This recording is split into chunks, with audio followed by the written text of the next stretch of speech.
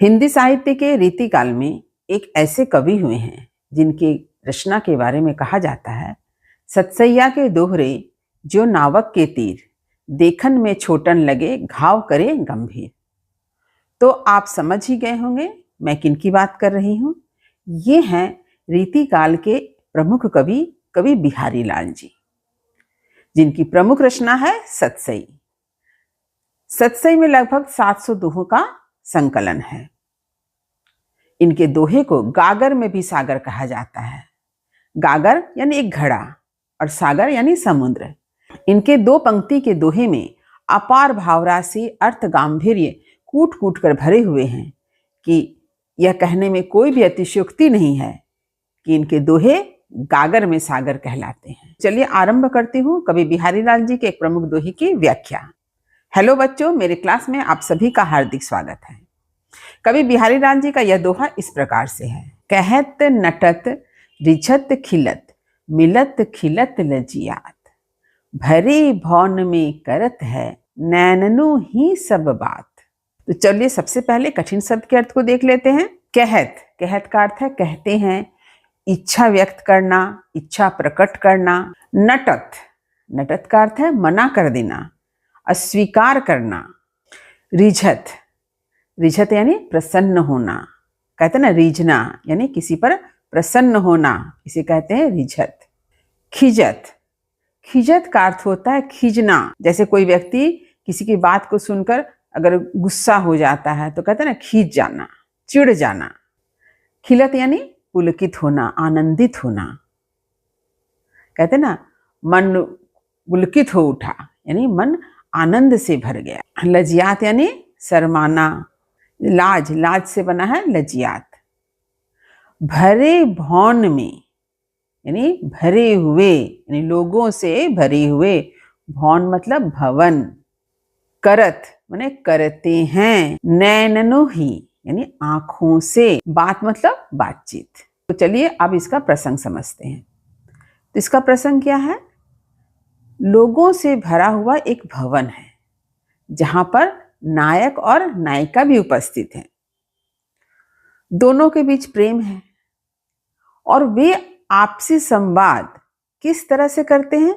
अपने नैनों से करते हैं, आंखों से करते हैं। जैसे लोग बातचीत करते तो मुंह से शब्दों को बोलकर करते हैं, लेकिन यहाँ पर ये नायक नायिका लोगों से भरे हुए भवन में आंखों से ही बातचीत करते हैं, यानी इनका इशारा आंखों से ही होता है। ये सवाल आंखों से ही करते हैं और उनको जवाब भी आंखों से ही मिलता है। तो रीतिकाल की जो प्रमुख विशेषता रही है नक्सिक वर्णन, तो उसके अंतर्गत यहाँ पर नेत्र वर्णन है। यहाँ पर आंखों से ही बातचीत है, आंखों की जो भाव भंगिमा है उनसे ही सारी बात स्पष्ट हो जाती है। क्या है देखिए, कहत यानी नायक कहता है, यानी नायक जो है नायिका से प्रेम निवेदन करता है, कहता है। तो उसके जवाब में नायिका नटत यानी अस्वीकार कर देती है। यानी यहाँ पर अस्वीकार में भी स्वीकार का भाव है। जब नायिका अस्वीकार करती है तो उसके अस्वीकार करने की जो भंगिमा है उसे देखकर नायक रिझत यानी उस पर रिझ जाता है, प्रसन्न हो जाता है। इसके बाद जो है नायिका नायक के रिझने पर खिजत यानी खींच जाती है, चिढ़ जाती है। तात्पर्य यह है कि नायिका का गुस्सा जो है बनावटी है। इस बनावटी गुस्से पर नायक क्या है, रिझ जाता है। तत्पश्चात मिलत यानी दोनों के नैन जो है आपस में एक दूसरे को देखते हैं, यानी नैन मिलते हैं।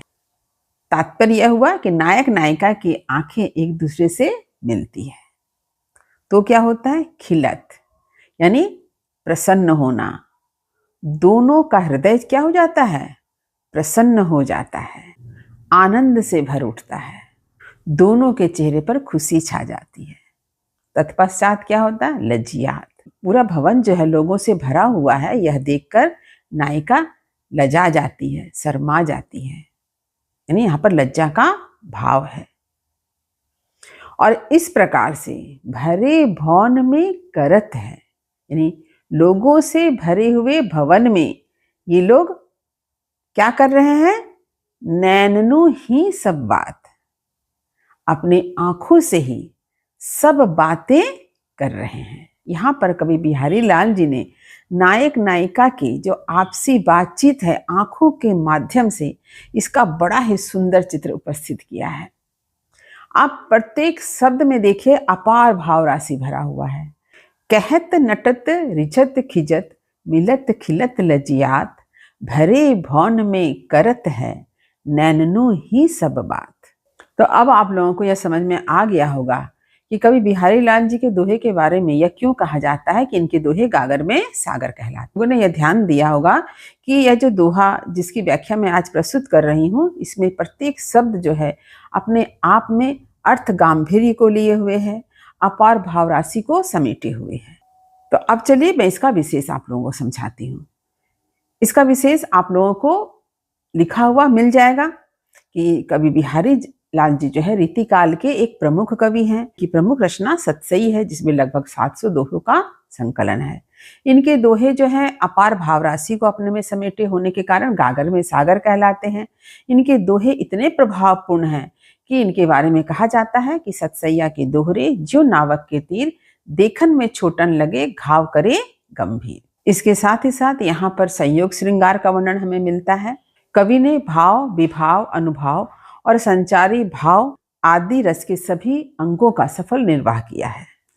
यहाँ पर अनुप्रास अलंकार का प्रयोग मिलता है। कवि बिहारी लाल जी की भाषा ब्रज भाषा है जो माधुरी गुण से संपन्न है, और यहाँ पर वर्णन शैली की जो प्रौढ़ता है वह दिखाई देती है, यानी इनकी शैली जो है बड़ी ही चमत्कारपूर्ण है। तो उम्मीद करती हूँ कि कवि बिहारी लाल जी के इस दोहे का अर्थ आपने अच्छी तरह से समझ लिया होगा। यदि कहीं कुछ समझने में दिक्कत हुई हो तो कमेंट अवश्य करें, वीडियो को लाइक करें और सभी पढ़ने वाले विद्यार्थियों में शेयर करना ना भूलें।